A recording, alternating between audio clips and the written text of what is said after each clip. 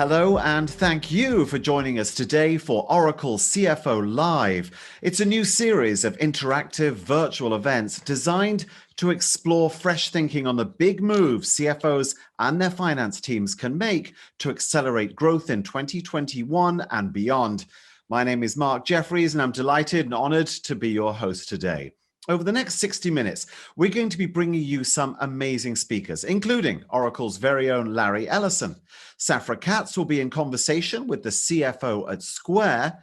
We'll get to hear from the Chief Research Officer at IDC, and Oracle's ERP and EPM development leads will also be looking at the big moves CFOs are making to outpace change, using cloud solutions to evolve their business models and better respond to customer needs. Now it's a real pleasure to introduce our first session, moderated by IDC Chief Research Officer Meredith Whalen and featuring Oracle Chairman and Chief Technology Officer Larry Ellison. Meredith, over to you.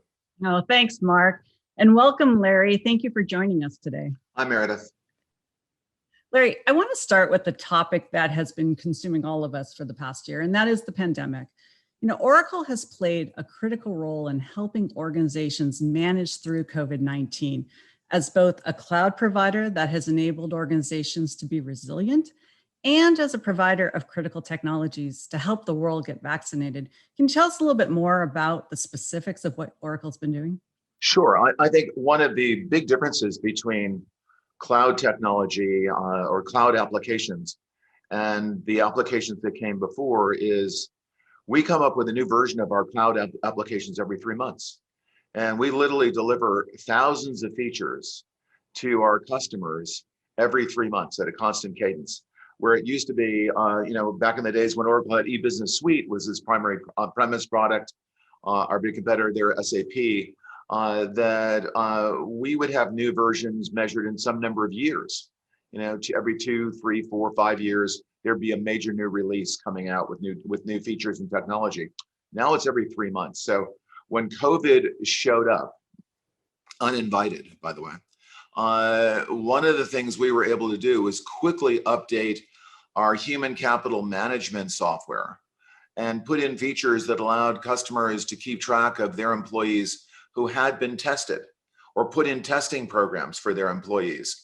So that if some employees could work at home. Another great thing about cloud technology and the Oracle suite of Fusion applications is whatever you can do at the office, whatever features you can do at the office, you can do this at home or while traveling.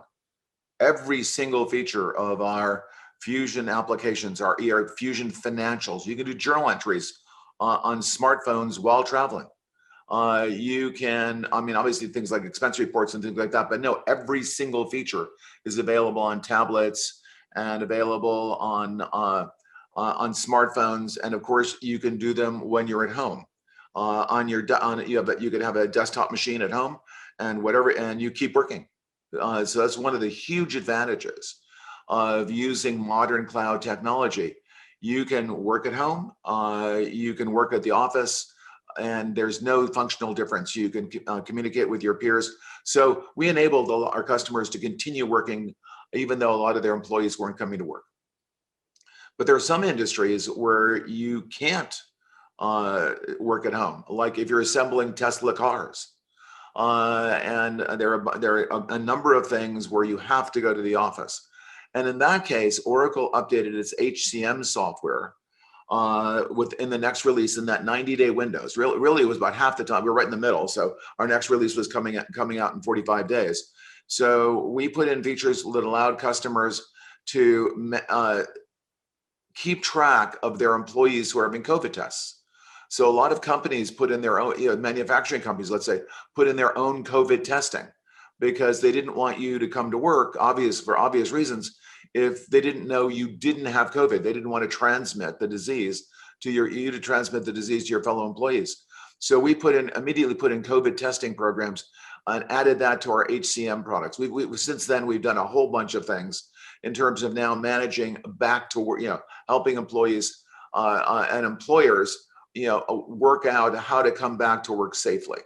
So that was one of the things. But it's very important for COVID, but B, it really highlights one of the key differences between modern cloud technology and what came before, in that we give you new features and functions every 3 months. And we're really the only ERP system that does that. There is no other ERP system in the world that comes out with a release every 90 days, or our leading competitor comes out with a release they still come out with a release every several years. So again, this uniquely positions us to address continuous change, not a massive migration to a new version, but continuous improvement, and respond to continuous opportunities, and be very, very agile and operate on this 90-day cycle. The other thing, now that was what we did in our applications business, but we had another customer that had a really big problem, and that was the United States government. And in fact, that was all the governments around the world. All the governments around the world, were expected to respond to this pandemic, and they had to basically develop new vaccines that we didn't have, develop new drugs, new therapeutic drugs that we didn't have, and they had to do that in record time. They had to start testing millions of people and record the results of tests of millions of people. And we just have no systems to do that. Our healthcare systems are kind of the previous generation on-premise systems. There just was no modern healthcare system in the cloud to help them do that. The two dominant healthcare systems in the world are Epic and Cerner, and they do a fine job, but they automate a hospital. They don't automate a country. And they have, literally our healthcare databases, we have lots of them. We have thousands and tens of thousands of healthcare systems around the world. But if California wants to know how many tests they did last week for COVID-19, there's no way of knowing. The federal government wants to know how many tests they did last week for COVID-19 in the United States. There is no way of knowing. All these systems are separate. All that data is in literally thousands and tens of thousands of separate databases. So what we did, because of our unique position in the marketplace, what we did is we built not hospital-based databases and healthcare systems. We built basically a national database to keep track of everyone in the United States, and we really focused on running these new clinical trials for this next generation of vaccines. So we did two things at once. So the first thing we did that people might have noticed, the United States started running these clinical trials, all these clinical trials and all these vaccines. Well, no one had ever run clinical trials this fast before. It was considered impossible. Oracle recruited, or the Oracle system, we built a system to recruit 500,000 people to participate in clinical trials. And that was a nationwide recruitment. That we built that system. And then we ran a lot of the clinical trials themselves. The clinical trials in a lot of cases were run by an Oracle system. But here's the really big one that we did. We built an electronic health records database with national scale. So right now, when you go in and get a shot, we didn't build a scheduling system, by the way.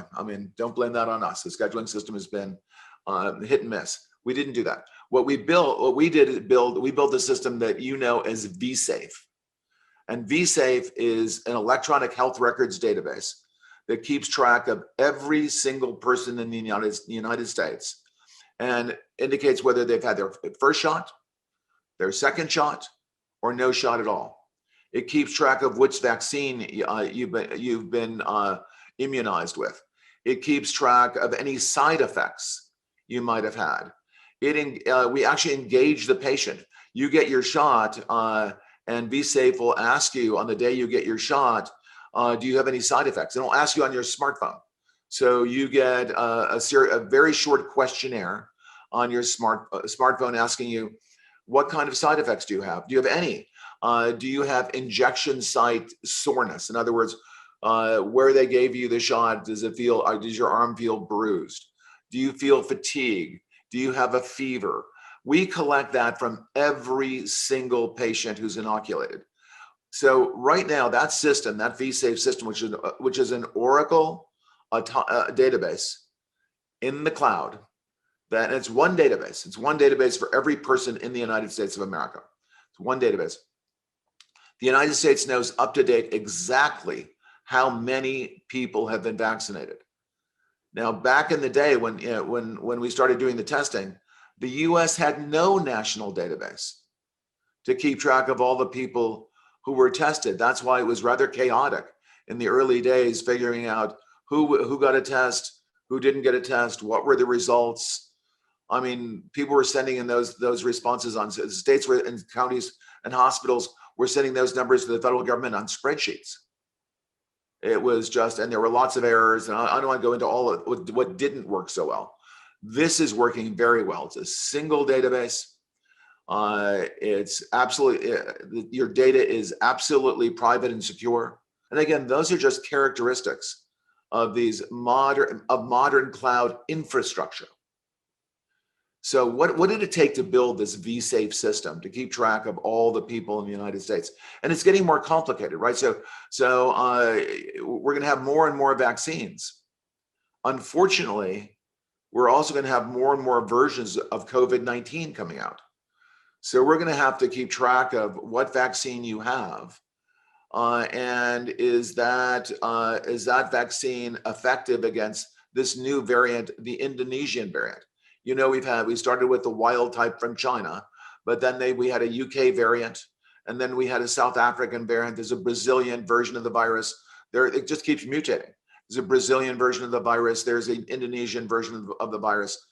And we have to keep track of what vaccine you had and how long the immunity will last. And do you need a booster shot? Is the vaccine you took, does it work well against these new variants? Does it work well against South Africa? So far, things are pretty good. All the vaccines work well against the UK type. The vaccines are reasonably effective, some of them against the South African type. But this is going to get an ongoing problem. We know from the vSafe system, we track every single person. So we continue to gather safety data, not just during the clinical trial, but during the actual rollout of the vaccine. We continue to gather efficacy data. Does it work? Yes. How long does it work for? We couldn't figure that out in the clinical trial. Will this shot last a year? Will it last 5 years? Will it last 10 years? We don't know that yet, but we continue to collect all that data. So policymakers, patients can be well informed and make much better decisions about their healthcare.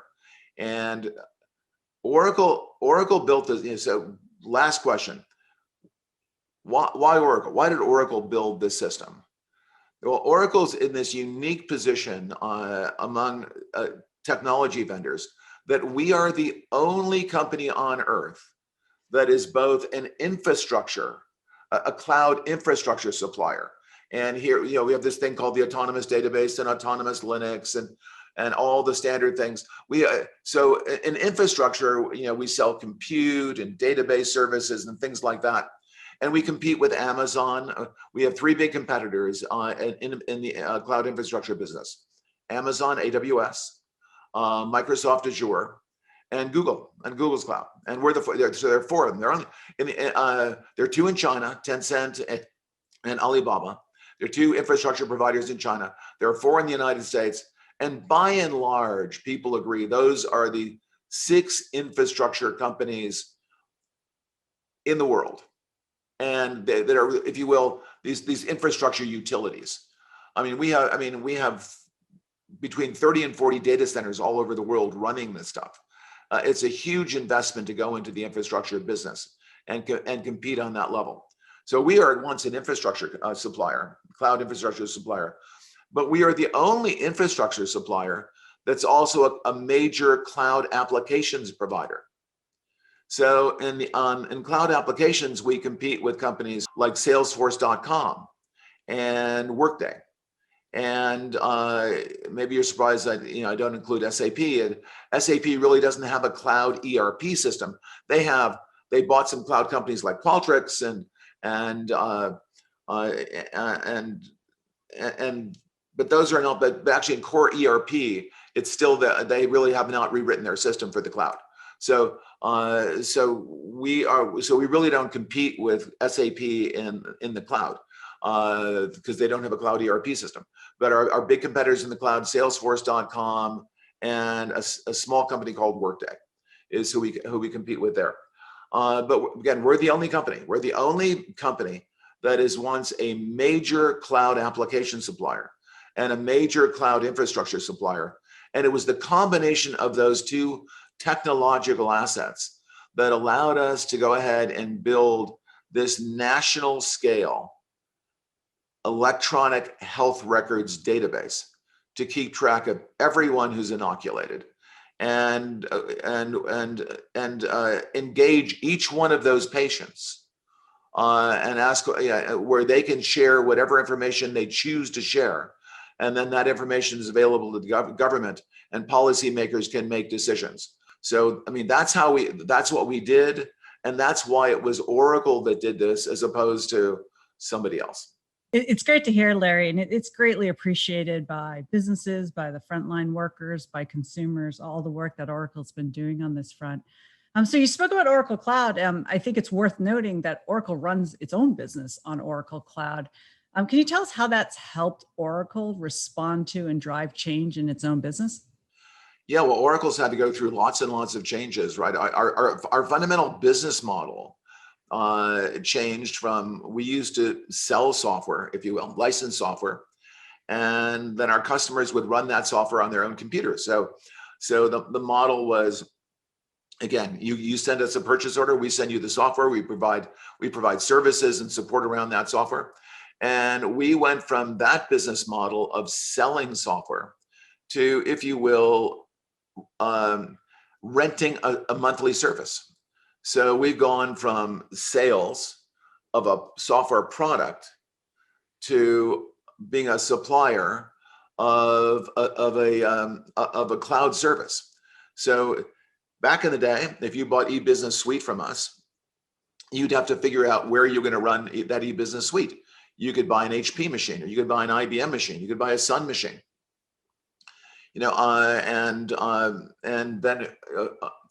then you would be responsible for, and then you'd buy networking gear and storage gear, and you take our software, put it on your computer. You'd own a data center. You'd have people that work in that data, all of that stuff. That is not how the modern world works anymore. Yes, people still have huge investments in data centers, and I'll come back to this, and it's very important. One of the things Oracle is working very hard to do is help customers preserve that huge investment they have in data centers and be able to gracefully, if they so choose, at a time of their choosing, gracefully move those on-premise data center applications into the cloud. But there's going to be this long period of coexistence where you're partially in the cloud and partially still on premise with your own data centers. And you got to handle that transition gracefully. That's what we were faced with. We had to make a transition. We could still sell software, but our cloud business is now bigger, if you will, than our old software business.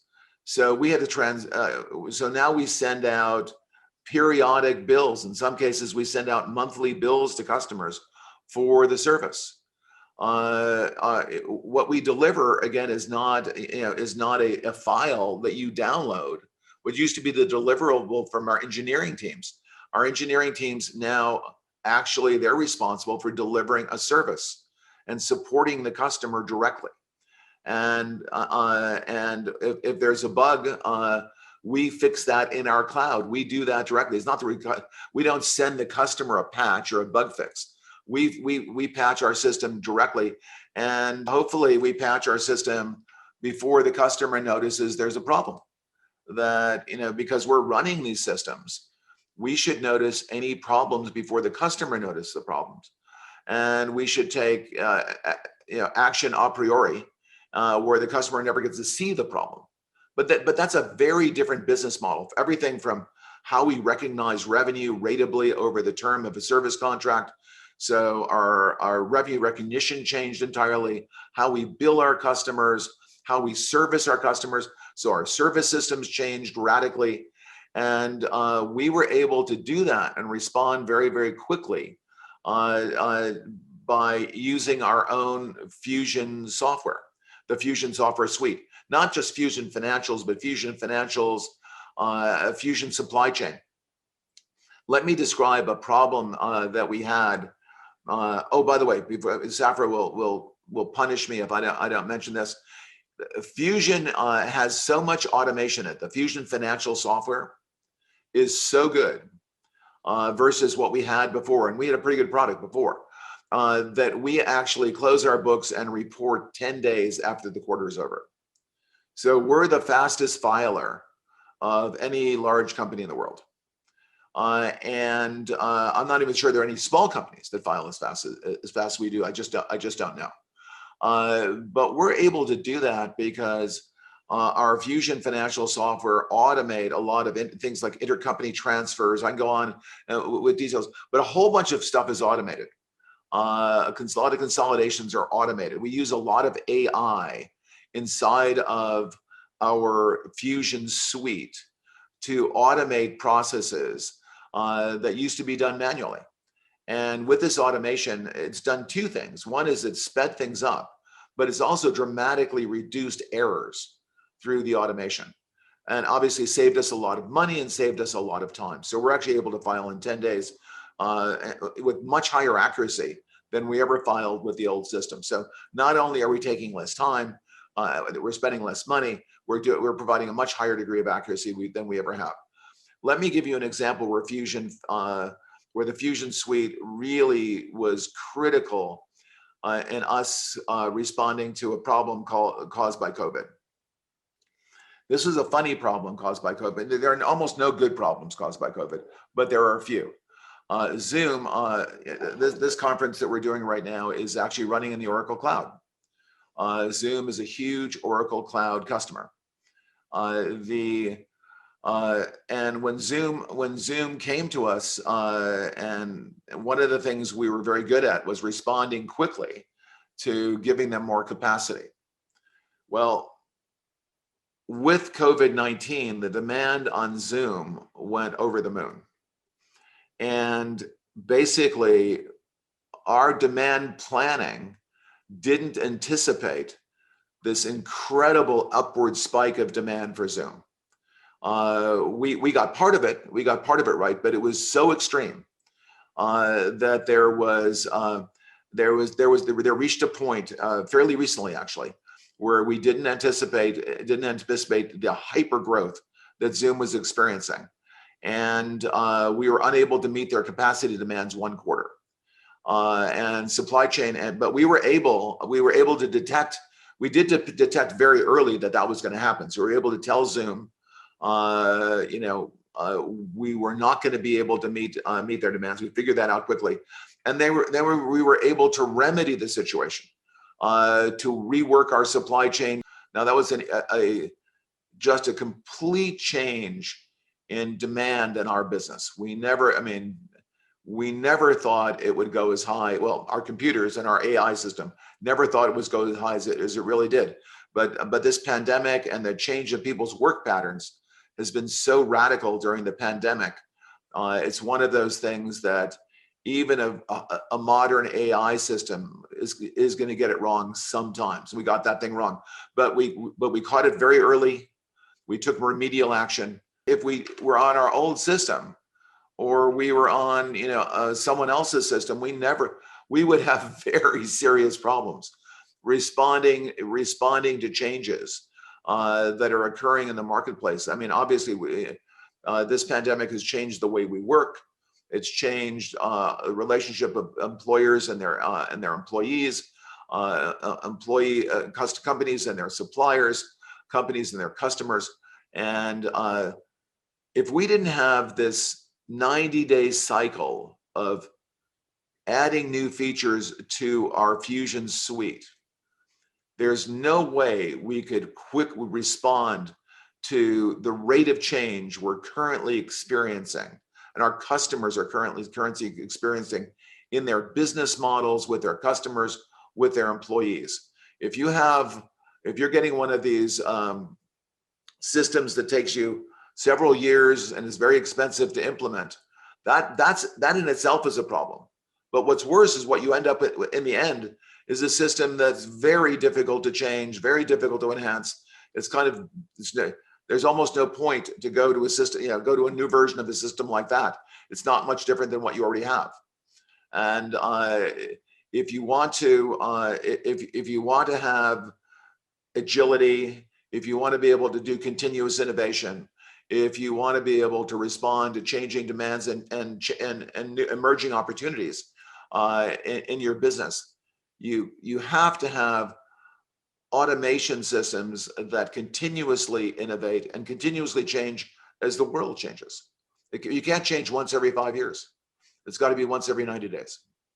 Well, Larry, thank you so much for your insights and great advice for kicking off this event with our senior financial executives today. Really appreciate it. My pleasure. Thank you. I thoroughly enjoyed hearing Larry's comments there, particularly hearing about the business outcomes that Oracle was able to recognize through cloud. Larry spoke about how the market is accelerating and the need for businesses to quickly adapt. And, we are absolutely seeing that in our research at IDC, particularly the need for the finance function to adapt. So over the next 10 minutes, I'd like to share with you a vision for the future of finance and the role that you're going to be playing in that and the steps that you need to take in order to get there.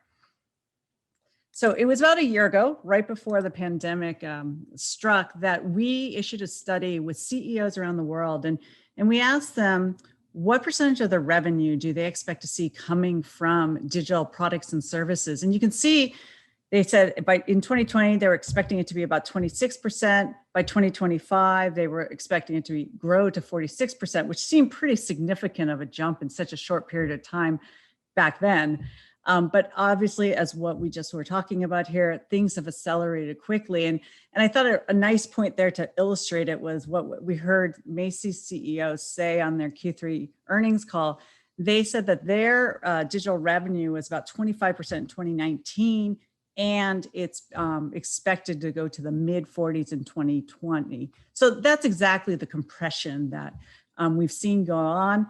And FedEx has also put out their forecast for e-commerce volumes and how quickly they're going to be tripling. By 2026, they're expecting those numbers to go to 111 million packages per day.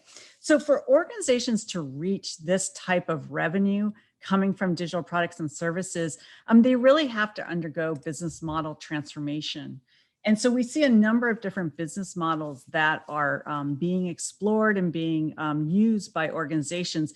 These happen to be probably the four most common ones that we see organizations focused on. The first two are really platform-based models. One being an open platform, where what businesses are doing is they are taking their core products and they are putting them into an ecosystem for ecosystem partners to connect to and really enhance the value one would get out of that product. You then have another flavor of that, which is really a co-innovation platform, where they're putting their assets into the ecosystem with the intention that people will co-create around that. And then you have the as-a-service models. And you under one of the popular ones is what Larry was talking about, is this idea of taking assets, making them more affordable, making them more flexible by making them on demand. And then some organizations are even looking at their data and looking at how they are able to create a data insights as a service. The point here is that whatever model we're talking about, they all have massive implications on the finance function. So the as a service business models, they require new approaches to revenue recognition, forecasting, and cash flow management.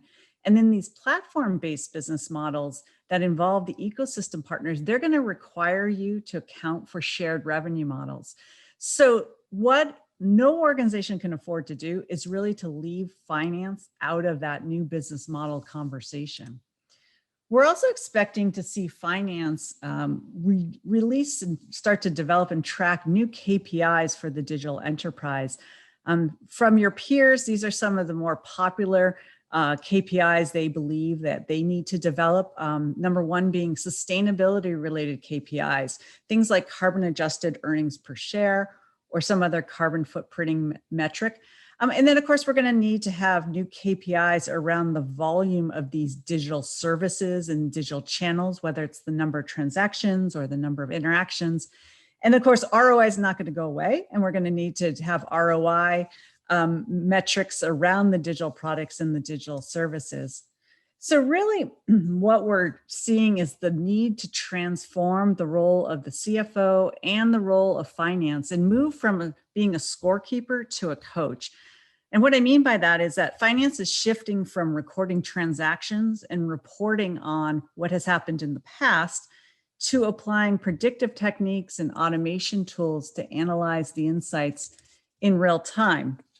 Now, in order to get to that position, finance now needs to transform itself. And this is data that we actually just pulled in last week. It's from a C-suite study that we did in Europe and North America. And we asked C-suite executives which functions need to be transformed this year in 2021, especially with this idea that you have to leverage technology to transform it. And you can see right there that finance is at the top of that list. So as a senior financial executive, you're going to really be leading that transformation of your organization. So how do you do that? Well, what you want to do is you want to put together a series of use cases, business use cases about that transformation. Now, what you're looking at here is you're looking at IDC's digital transformation use cases for the finance function. And what you'll see down the left-hand side are hopefully familiar looking competencies of your finance function. And then to the right of that, you'll see use cases. And now these are what we see as an analyst firm as some of the biggest use cases other finance functions are deploying. So your job is to figure out which one of the competencies you want to transform first, second, third, and then to put together a roadmap of what those use cases will be. Now, as this relates to cloud, what we're seeing is that organizations are using cloud as the foundation for this future enterprise. And we were chatting with one of our CIO clients in a manufacturing organization, and I thought he explained it really well. He said, for them, the move to the cloud was the foundation. And now the focus for them is to take it to the next level and to digitize all the areas of the business by building on that cloud foundation. And so with all the acceleration that's happened this year, we absolutely are seeing an acceleration in the adoption of cloud and also the thinking of cloud as this foundational element. In fact, we've just recently put out a prediction at IDC, and that is by the end of this year, based on the lessons learned last year, we expect to see 80% of organizations a shift to cloud-centric infrastructure and applications twice as fast as what they were doing before the pandemic. So how does this relate to ERP and SaaS-based ERP? So what we see that organizations are doing, and particularly in the finance function, is they are moving into SaaS-based ERP.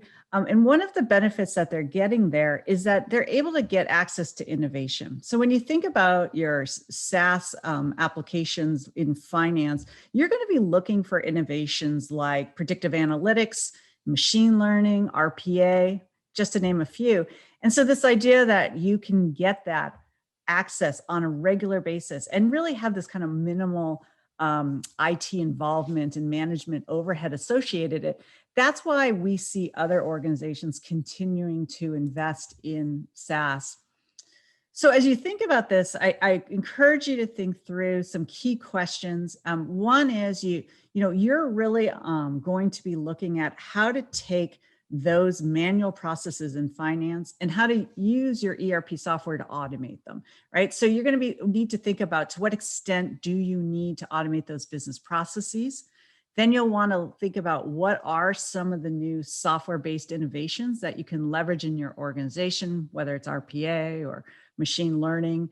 And then you do want to consider this integration factor as well. Your finance function and your finance app is not going to stand alone. You're going to need that to integrate with your supply chain planning, with your CRM, and a whole host of other applications in the enterprise. So factor that in. And then last, I mean, I recognize you're all from different industries here. So you all have industry specific considerations, you have industry specific compliance that you're going to need to address. And so it's going to be important when you're talking to the SaaS provider to ask them about your industry specific needs. So I know there's a lot to do in 2021. I wanted to boil it down to 3 things that you should focus on. One is this idea of relentless automation. Look at what are those processes that are consuming resources from your team and keeping them from really moving to being that coach in the organization, and look to automate them. The second is head down this path of evolving finance from being a scorekeeper to being a coach. Focus on how can you create those real-time insights for the organization. And one way to do that is really to put the back office into the cloud so it frees up your team's time.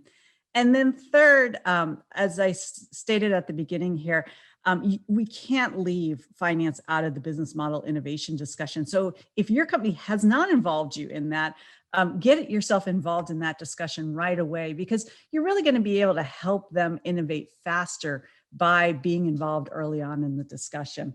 So I want to thank you for your time, and I hope you enjoy the rest of the event. At this point, I'm going to hand it back to Mark. Thank you, Meredith. And great interview with Larry. I love that Zoom story. And just that phrase there, from scorekeeper to coach. It's a challenge for a lot of organizations, right? But essential. Yeah, it really is. And the reality is a lot of organizations up to this point have focused on other functional areas like customer experience or creating new digital products and services. But what we're clearly seeing is, peers are saying now is the time to transform that finance function. Right. Absolutely. Meredith, once again, big thank you. What a great first half of our program, right? Well, now we're going to share a quick video with you, and it's a clip of Oracle CEO Safra Katz sitting down with Square's CFO Amrita Ahuja to learn about the big moves that she and her finance team are making to support Square's innovation and market leadership.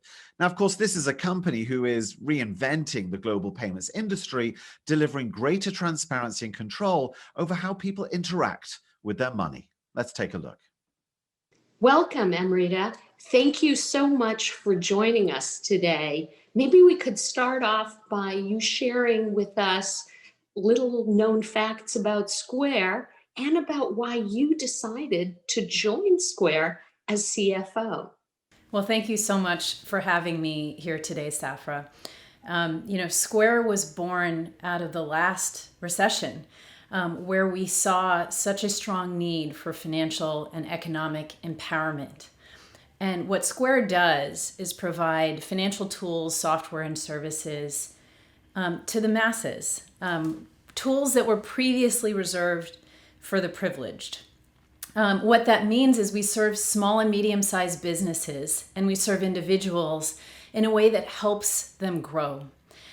Why I decided to come to Square, I grew up in a family of small business owners in Cleveland, Ohio. I saw the struggle on a day-to-day basis.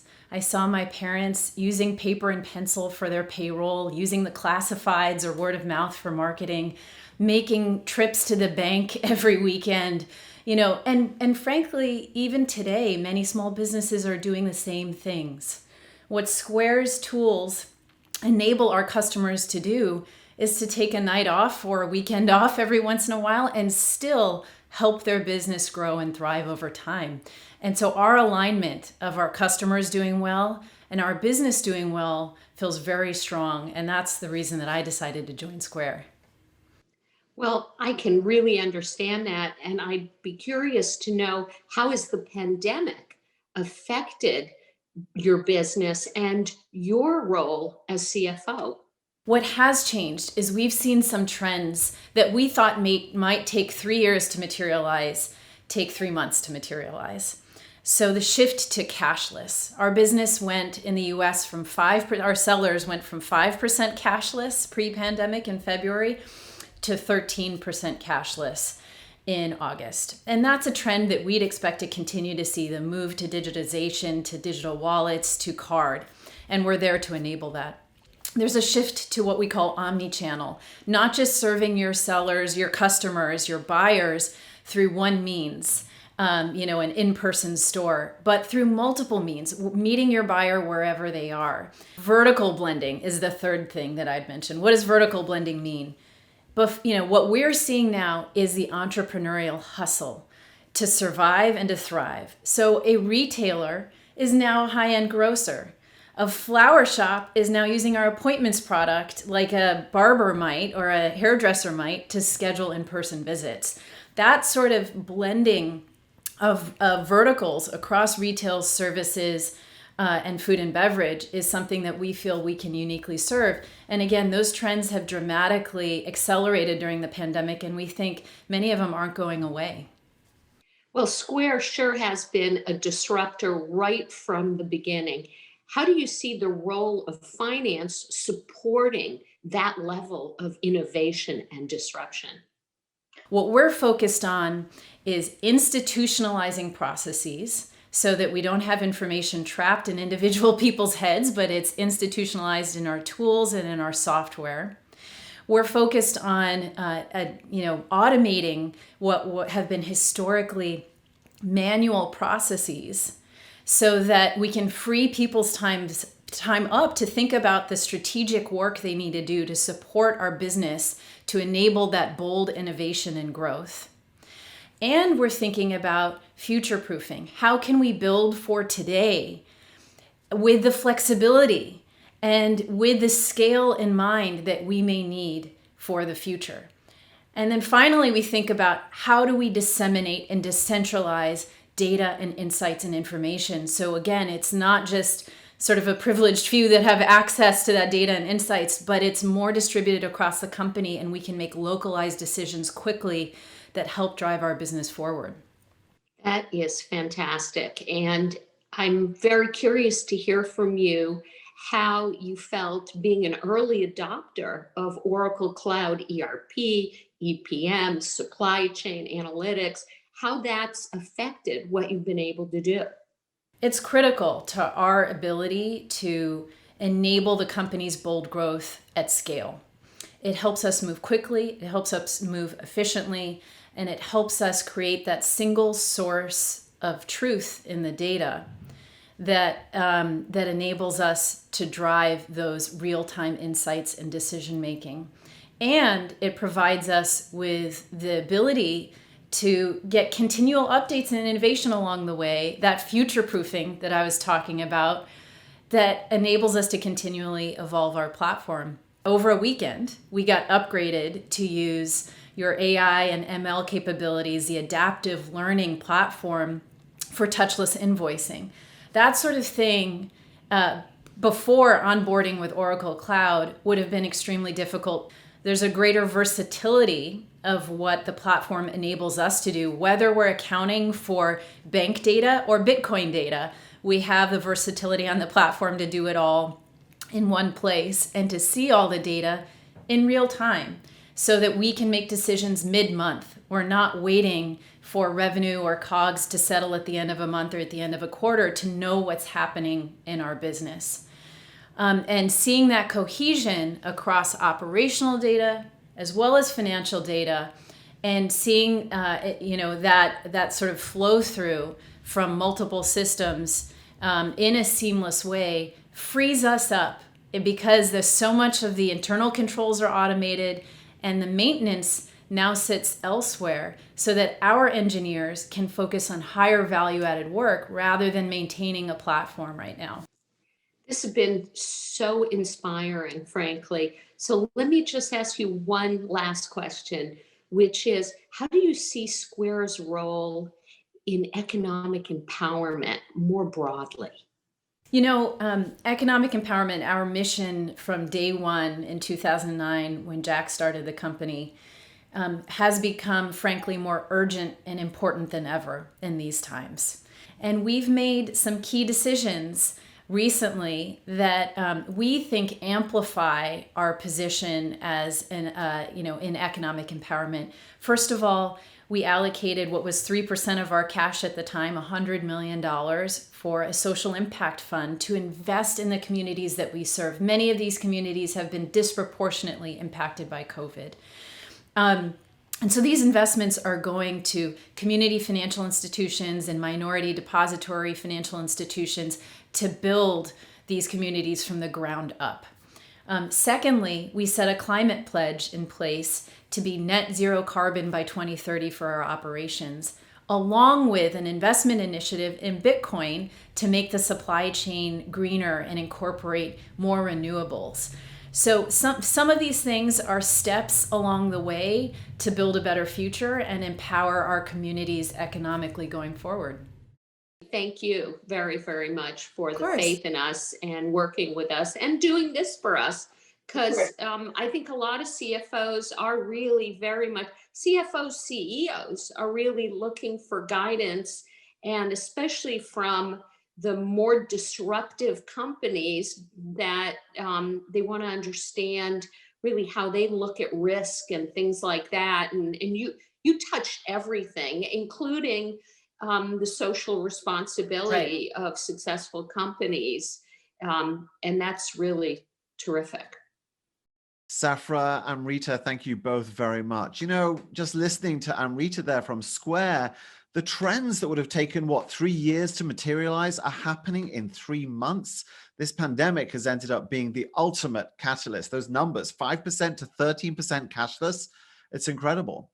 So before we move on to our next section, which is live with Oracle Development Executives Rondi Ng and Matt Bradley on how Oracle Cloud ERP and DPM can help finance envision the pivot to growth, let's find out what big moves you are making at your own organizations to quickly adapt to the digital acceleration of the economy. Now, here's a quick on-screen poll on digital acceleration strategies. Okay, have a look at this. It should be coming up on your screen. What are the top 2 strategies that you're employing to adapt to the digital acceleration of the economy? Now, you can see 4 choices there, and you've got to pick 2. Pivoting to a digital business model, engaging in M&A divestitures to evolve the business model, automating the financial close process, and automating risk and compliance, okay? So pick your top 2 as soon as you can. Click submit on your particular choices. We'll just give you a few seconds here to answer. Now, you probably want to go for all 4, I suspect, but we're asking you to pick the 2 that are probably most prominent in your organization or in your organization's plans. And I am looking for the results, which should be coming up at any second now. I'm waiting on the screen. Here they come. There we go. Look at that. Very interesting, right? I guess at the top there in the lead at 73%, automating the financial close process, something Larry was talking about before, of course. And in second place, the second choice, pivoting to a digital business model. So important. And it's happening faster than ever. Thank you for sharing those insights with us. You've just told us what you're focused on as you adapt to an accelerated future. Now, let's hear what some of your finance peers are investing in to lead in the digital economy. The transformation really started before digital. It started with the culture. What we wanted to do, again, was invest in our people, invest in those relationships, give them an opportunity to be successful. That led us down a path to technology as one of the solutions to strengthen that relationship. We had a number of disaggregated, disparate systems, and so trying to pull information together to give a holistic view of our organization and how we were performing was somewhat of a challenge. It was really important to have a fully integrated accounting, reporting, planning package and really drive the way the company moves forward. So we started our finance transformation with the Oracle EPM Cloud. We acquired a gas company and trying to integrate that gas company into what we already had, process and technology-wise, very difficult. All technology is an enabler. What value are we getting from a business process? One of the things that I've witnessed over the past few months is a pure integration of teamwork. It's not only a technology implementation, but a business process with the insights that helps the business to make decisions. If you're looking for a full suite solution, there's actually no other vendor on the market to look at, so we chose Oracle. One of the benefits that we realized that we were very excited about was the elimination of a 6-week lead time to prepare the system, and that was reduced down to 1 week. We're a complex, larger organization, so speed to market generally wins. And when you're speed to market with accurate information, you really win. Oracle Cloud provides that integrated solution. All right, thanks to all, including, of course, Southern Company there for their time and insight. It's great to see how other people are facing up to this challenge, this opportunity. And now we're going to hear from Rondi Ng, Senior Vice President of Applications Development, and Matt Bradley, Senior Vice President, Product Development, EPM at Oracle, on the technologies, best practices, and capabilities that CFOs and their finance teams can use to reignite growth and lead their companies in an economically fundamentally reshaped by the pandemic. Welcome, gentlemen. Great to see both of you. Great to see you, Mark. You last time on stage, this time virtual, but the content is still great. Rondi, we've heard from some wonderful customers and thought leaders so far today. Now we'd like to get into how you and the team are enabling customers' big moves from a technology standpoint. So how are you partnering with customers to help them be successful? So first of all, I want to tell everybody that over the past few years, we have had really amazing customer momentum. Over 7,500 customers have adopted our cloud ERP solutions, and over 5,800 of them have gone live already, and many are deploying in phases. Now, even with the tough environment since March last year, implementations and go lives were even more active than the year before. Now, just over the past few holiday weeks, we have had over 120 go lives in core ERP. That's about 3 times the same period last year. Now, clearly, many of the finance leaders from our customer base are telling us that they see the urgency to accelerate their digital finance transformation programs, in particular via the SaaS adoption. Now, this is not only to keep their remote workforce effective in processing transactions and closing the books, but more importantly, to accelerate getting to some timely finance view of the business and drive many predictions, scenario modeling, and forecasts, and ultimately influence timely business changes and decisions, including actually pivoting into a new digital model that we've heard from some of the previous speakers before. So generally, a lot more real time, much more business impact from finance than ever before with cloud transformations. Very good, thank you. The speed just seems to be picking up. Matt, what would you add to that answer? Well, I think what we've seen is that, and McKinsey and others have said it, that resilient organizations, they'll take advantage of any downturn and exit from it much stronger. And they're doing that a lot with, the scenario modeling, the ability to visualize multiple what-if scenarios to assess how best to respond to those in a risk-adjusted fashion. We can identify the strategic levers to pull to strengthen the balance sheet, to really look at the cash flow, and to look at the recovery phase and how that should actually pan out through. We believe this is a C-level conversation, and it will continue to be a best practice going forward for the FP&A organizations. In fact, in a recent survey of our customers in the Oracle Cloud, 71% of them have actually shifted to really take advantage of scenario modeling to really figure out what to do next and what are the moves they need to take. Such a valuable tool. Thank you for that, Matt. So let's shift to innovation, as it's an area where we've received a number of submitted questions on the role of AI and innovation for finance. So Rondi, back to you. Could you tell us about some of the recent innovations that you've introduced that support customers as they make these really very big moves? Now, like Larry said earlier before, SaaS delivers innovations faster than any other prior models, and particularly on-premise applications. Now, just last 12 months alone, we have delivered over 1,700 new features in our cloud ERP suite via our standard quality updates. Half of these innovation ideas came directly from partnering with our customers through multiple different channels, including our online forum, Customer Connect, with an idea lab over there. Now, many of these innovations are incremental steps towards our broad finance vision. The themes associated with that, there are 2 broad themes. One is a touchless operational theme, and then the other one is the continuous insights theme. Let me give you a few examples of the innovations. Last year, we delivered 2 touchless automation features, which we call intelligent document recognition, IDR, and intelligent process automation. Now, one automates processing any transaction documents, like, for example, your images or PDF forms from your manual data entry. The other one automates processes like month-end reconciliations and any of the other close steps. Both of these capabilities are leveraging machine learning. So not just kind of like it automates a lot of the steps, but it also actually learns from human intervention and correction and improves continuously over time. Now, in addition to that, we've created a number of digital assistants, these kind of bots, to help you use voice and any of the other social platforms like Slack, Microsoft Teams, to create self-service transactions like expense reports, entering time cards, or maybe simple things like checking on your reconciliation due and so on. Now, on the continuous forecasting side, this is the continuous insight theme. Matt and his EPM team have delivered this very exciting new Intelligent Performance Monitoring module, IPM, to help finance drive predictive scenario modeling and other machine-assisted forecasts. All right. Thank you for that. Very detailed. Love it. Matt, it's time to be a futurist now. What is next on the horizon? You know, our CFOs have asked about what is your future vision, or indeed the evolution of accounting processes that you might see.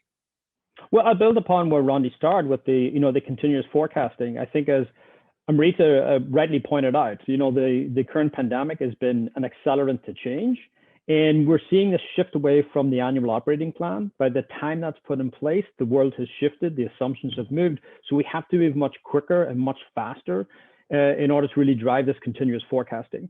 The other thing that we have seen is really a shift, and it's part of where Meredith was talking to this change in the CFO behavior, is to move closer and closer to the customer, to really get these leading indicators as to what's happening in the business, and to bring those into the forecasting process as operational drivers. And in order to achieve both those, an increase in the number of users and also an increase in the frequency, you have to, as Randy pointed out, move to machine-driven forecasting. Have the machine generate the forecast and seed that forecast, and then bring the human judgment in to augment it, and to move away from these sort of non-value-added activities and increasing this automation. The other thing that we are seeing is really a need to become much more of this business planner and business partner, and that's to really have this tighter alignment between finance and operations. So it's simple things like connecting the sales forecast with the financials, operating the front end of the house with the back end of the house. It's also looking at integrated business planning, covering, as Larry pointed out, financial objectives that we have with your supply chain. Can you deliver the services, and ensuring you've got consistency across the board at that level, not only in the supply chain, but also potentially with your workforce, ensuring they have the skills to deliver what you need to deliver when you need them to deliver at the appropriate time. And even at a much more sort of deeper finance level, deepening the connections from a process standpoint, looking at cash forecasting and cash management, and really trying to leverage that asset much more effectively as we go forward. But tied around all of this, and echo some of our panelists have mentioned, is that we don't have all the answers. We're listening to you, we're listening to the customers to understand what challenges they're facing in their specific industry. And like them, we are constantly replanning our roadmap so we can deliver the innovations at a pace that makes sense for them, that they can adopt. So we do welcome the input and really are listening to what's occurring across all industries and all businesses. But, Matt, listening to your answer there, it's not just tech, right? There's also culture change, there's communication, there's strategy in there as well. No, absolutely. These are executive-led initiatives, these digital transformations. We encourage you to establish the vision and to round off that vision with clear metrics and objectives. Here's what you're looking to achieve as part of that. Because as you rightly pointed out, Mark, this is a change management. It's winning the hearts and minds of your organization and how you can actually move them forward towards that vision that you've painted for them. You need to do this in an agile fashion, to do this in phases, to look at all of the use cases, identify the key ones for your organization, execute those first and demonstrate value so you can then establish momentum as you work towards this ongoing digital transformation. Because as Larry pointed out, it doesn't stop. It's continuous. We'll continue adding new things. And so you have to get the organization to shift towards that perspective. Got it. Great. Thank you. Randy, Oracle has been in the cloud ERP business for nearly a decade. You guys are trailblazers. A number of customers only know how to run their business in the cloud. What are some of these customers achieving because of it? Well, we clearly have a lot of customer showcases, but let me give you 3 examples. Number 1, Kroger is the second largest grocer in the US, over 2,750 supermarkets, lots of food production facilities. What they've been able to achieve was a reduction of 60% of all the operational environments. They've eliminated 1 million journal entries, tons and tons of allocations. They're projecting to have 9 billion automated journal entry lines to be processed annually. Now, the good thing there is actually they've gone live since September last year, and they were doing it in a parallel fashion. And just over the past weekend, they completely cut over to our cloud ERP. So they're completely operating the entire business on our cloud ERP now. Second one, Adventus Health. It's a 4.5 billion plus healthcare company with over 30,000 employees. They've consolidated 28 separate ERP systems into one single global system with ERP, HCM, supply chain, and they were able to achieve cutting the budget planning time by 50% and reduce the time to close by about 2 weeks. Last but not least, Caesars Entertainment, a large global hospitality and gaming firm based in Las Vegas. Clearly, they've been really hard hit by the pandemic over the last few months. Now, they were able to achieve closing the books remotely with 50% fewer finance staff due to the furloughs that they have to do than they did before COVID. Again, thanks to the cloud ERP transformations. And the list of all the customers can go on and on.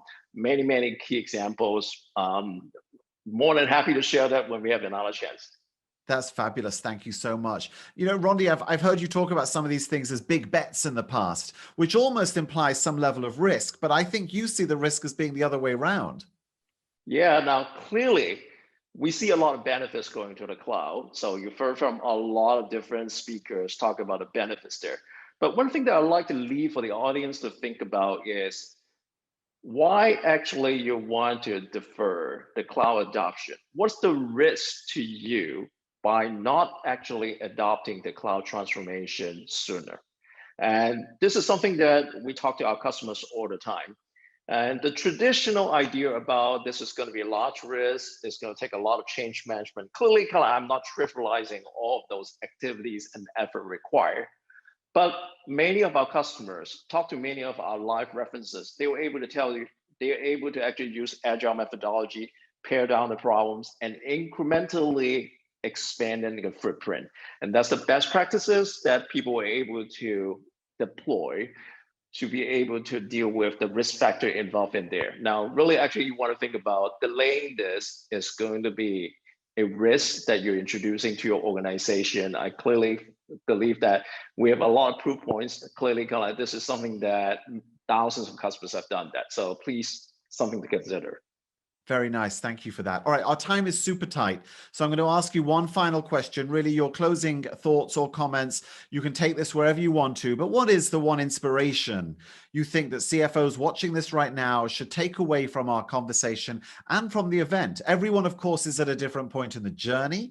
So I'll hand it to both of you. Matt, I'll start with you. I would say time is of the essence. A deferred decision doesn't put you 6 months behind. Because your competition isn't deferring decisions. They're moving faster and faster, and these transformations are step changes.